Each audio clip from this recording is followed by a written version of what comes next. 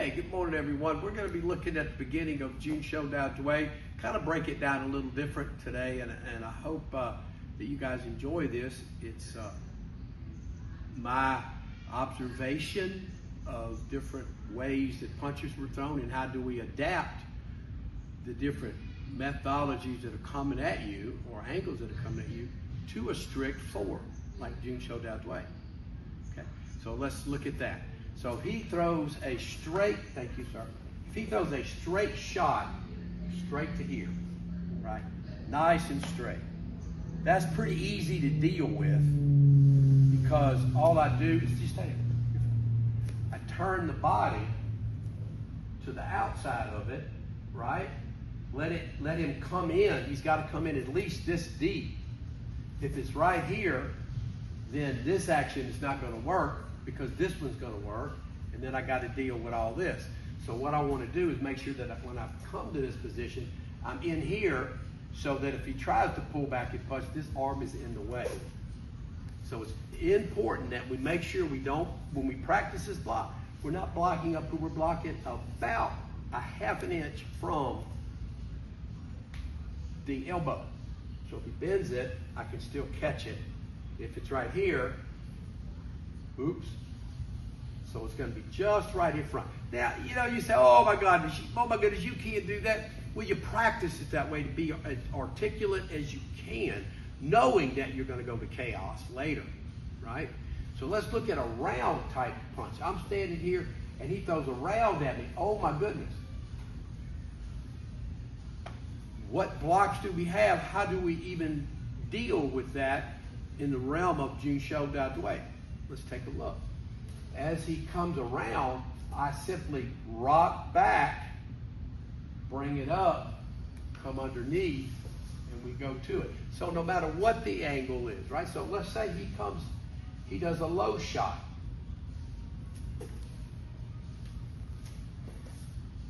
So this front hand is what we're looking at as our indicator as to whether they're going to go around, up, or under, and this one redirects it, right? And then we counter.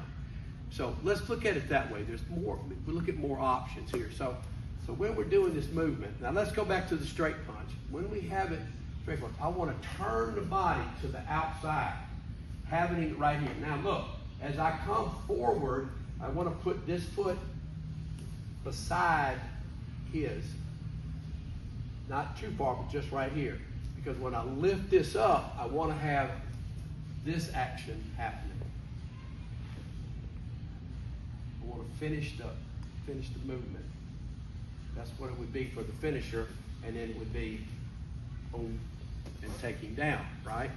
So when we do when he does the punch, I want to make sure if I come in straight, right? This is so. If I come in, and I've seen people practice it. If I come in straight,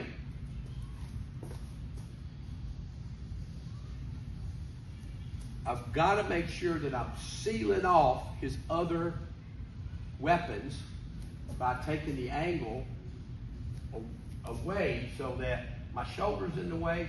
Even if he pulls down and pulls his hand back and throws the punch, they will go around. It doesn't matter. Boom. I'm in a guarded position to do what I need to do to protect myself, right? So this posture is more like this, and it's a protective and a way to initiate a counter.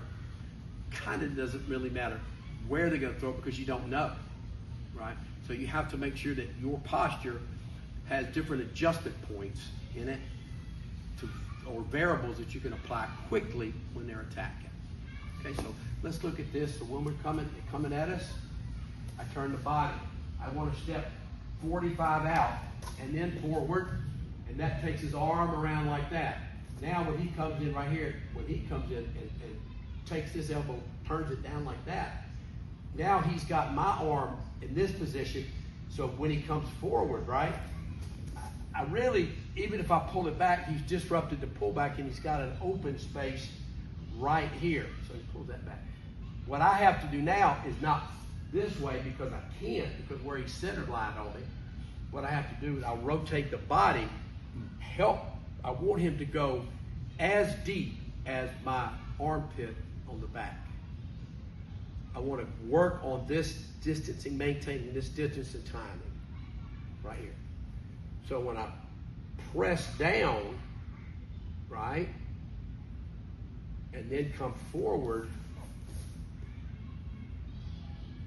I control the fulcrum, which is right here and right here, right? And I do that when I step forward and press it, right? So when I start to step forward and press it, he releases. Just do the form. He releases. Locks up. Now he's got it up. See, I'm trying to go right there, and I look at his opening. I take this down, guys. What I'm doing is I'm rotating my elbow straight down as I rotate my hip. That's when I got that. And as soon as I do that, I punch up and he blocks it. Now he's got a perfect little opening. My hand is out. I drop it 45, wanting to check it at his hip level.